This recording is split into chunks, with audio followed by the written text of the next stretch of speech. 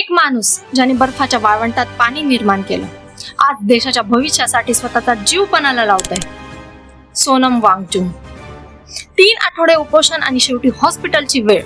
हा लढताय ते, आणि आपण त्यांच्या पाठीशी का उभं राहायला हवं? सोनम वांगचुक. ओळख करून द्यायची गरज नाही. 3 इडियट मधल्या फुनसुक वांगचुकची खरी प्रेरणा.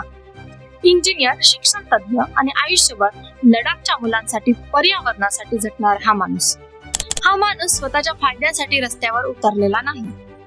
हा माणूस दरवेळी दुसऱ्यांसाठी लढलाय, मग ते लडाखचं भवितव्य असो किंवा आज आपल्या देशातल्या लाखो विद्यार्थ्यांचं भविष्य. परीक्षेचं पेपर लीक होणं हा फक्त घोटाळा नाही, हा लाखो विद्यार्थ्यांच्या मेहनतीचा, त्यांच्या स्वप्नांचा अपमान आहे.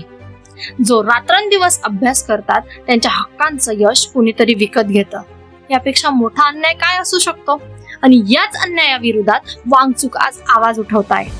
शिक्षण मंत्र्यांनी जबाबदारी घ्यावी, राजीनामा द्यावा, ही मागणी घेऊन ते जंतर मंतरवर बसले. सोबत होती तरुणांची जेएनजीची फौज, कॉक्रोच जनता पार्टी.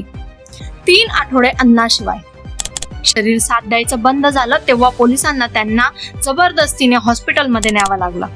वयाच्या 60 जवळ पोहोचलेला हा माणूस स्वतःचा जीव धोक्यात घालून एका तत्वासाठी लढतोय. हे धाडस सोपं नाही, आणि म्हणूनच विरोधी पक्षांच्या नेत्यांपासून ते सामान्य जनतेपर्यंत सगळेच त्यांच्या तब्येतीची काळजी करताय, त्यांना पाठिंबा देताय. वांगचुक यांची मागणी साधी आहे: शिक्षण व्यवस्थेत पारदर्शकता आणि जबाबदारी. ही मागणी कुठल्याही पालकाची, कुठल्याही विद्यार्थ्याची असू शकते. अशा वेळी गप्प राहणं हा सर्वात मोठा गुन्हा असतो. स्वतःचं शरीर पणाला लावून जो प्रश्न उभा केलाय, तो प्रश्न आता आपल्या सगळ्यांचा आहे.